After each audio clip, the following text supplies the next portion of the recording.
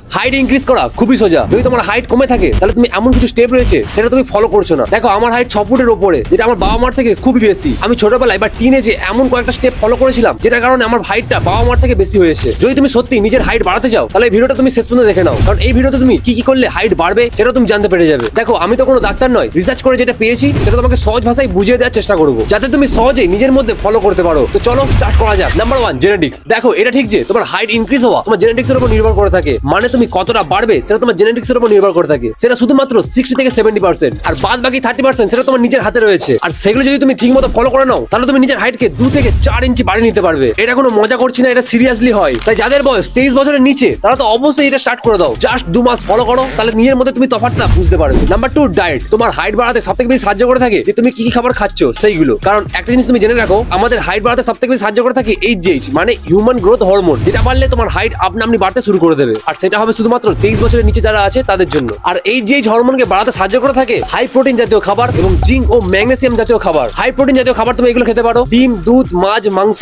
Soybean ইত্যাদি। এবং zinc ও magnesium জাতীয় খাবার হচ্ছে সবুজ শাকসবজি, সিডস, বাদাম এবং ডেয়ারি প্রোডাক্টস, মানে মাখন, ঘি, দুধ, এইসব। তাই এগুলো তুমি খাওয়া অবশ্যই স্টার্ট করে দাও। এবার অনেকে বলবে যে এগুলো খেলে তো আমি মোটা হয়ে যাবো। দেখো ভাই, মোটা হলে তুমি রোগা হতে পারবে, কিন্তু হাইট তোমার একটা সময় পর্যন্ত বাড়ে, তারপর অফ হয়ে যায়। তাই মোটা হলেও কোনো অসুবিধা নেই, আগে তো নিজের হাইটটা বাড়িয়ে নাও। নাম্বার 3, স্ট্রেচিং যোগা তোমাকে করতে হবে। দেখো পার ডে সকালবেলা ঘুম থেকে উঠেই তোমাকে স্ট্রেচিং যোগা বা মাসল স্ট্রেচ হয় এমন সব ব্যায়াম তোমাকে করতে হবে। আর এটা কিন্তু বড় বড় ডাক্তাররাও সাজেস্ট করে থাকে। যেসব যোগা করলে তোমার হাইট ইনক্রিজ হবে সেগুলো হচ্ছে: নাম্বার 1, কোবরা পোজ। তুমি কোবরা পোজ করতে পারো। দেখো আমি ভিডিও দিয়ে দেবো বা ছবি দিয়ে দেবো, তুমি এগুলো দেখে নাও। Number 2, mountain pose. দেখো তুমি ভিডিওতে নিশ্চয়ই দেখতে পাচ্ছ এইভাবে মাউন্টেন পোজ করতে হয়। আর নাম্বার 3, ডগ বা ক্যাট পোজ। এই ব্যায়ামগুলো তোমাকে পার ডে 10 মিনিট করে তো করতেই হবে সবগুলোই, যার ফলে তোমার মাসল স্ট্রেচ হবে এবং তোমার হাড়গুলো বাড়ার সুযোগ পাবে। নাম্বার 4, জিম স্টার্ট করে দাও। তোমার বয়স যদি 21 বছরের নিচে হয়ে থাকে তাহলে তুমি অবশ্যই এখনই জিম স্টার্ট করে দাও। আমি কটা এক্সারসাইজ বলে দেবো, সেই এক্সারসাইজগুলো তুমি পার ডে করতে পারো। অনেকের একটা ভুল ধারণা থাকে যে জিম করলে নাকি হাইট আটকে যায়, আর এটা পুরোপুরি ভুল ধারণা। কারণ জিম করলে তোমার টেস্টোস্টেরন লেভেল বুস্ট হয়, আর টেস্টোস্টেরন লেভেল বুস্ট করে এইচজিএইচ হরমোনকে, যেটা তোমার হাইটকে ইনক্রিজ করতে সাহায্য করে। হ্যাঁ এটা ঠিক যে জিম করার সময় তুমি যদি চোট পাও, মানে হাঁটু, কোনোই বা পায়ের গোড়ালিতে যদি তুমি চোট পাও, তাহলে তোমার হাইট ইনক্রিজ হওয়া বন্ধ হয়ে যাবে, তখন আর বাড়তে পারবে না। তাই এমন ভাবে তুমি জিম করো যাতে না তোমার চোট লাগে, শুধু এটা খেয়াল রাখবে। কারণ আমাদের হাড়ের জয়েন্টের মাঝে